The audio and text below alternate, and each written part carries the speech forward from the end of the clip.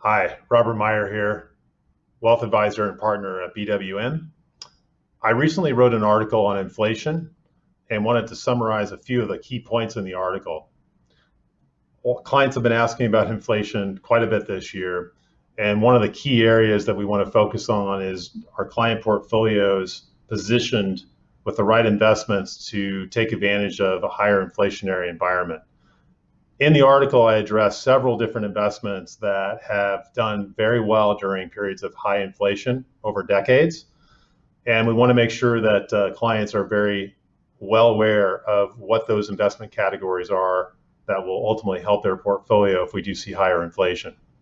Also, we want to make sure you're not forgetting your 401k, profit sharing, defined benefit plan. If you have those two vehicles, oftentimes those plans go unlooked, and we want to make sure that the allocation in those plans is set to be very resilient during an inflationary period. We have tools here at the firm where we can stress test those plans to make sure that the right allocation is in place today to make sure that they're going to do well during an inflationary period.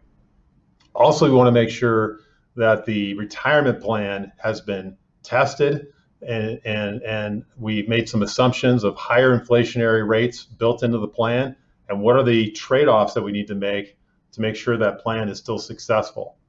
And then finally, we talk about the cost of healthcare, particularly with long-term care, and we want to make sure that the conversation around that topic is taking into account the cost of living adjustment that an insurance company will offer as part of that long-term care plan. That cost of living adjustment might come in very, very handy if we see higher inflation.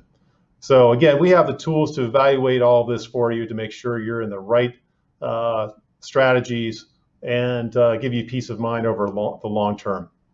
Feel free to add any comments about the article. We appreciate that, and go ahead and make it a great day.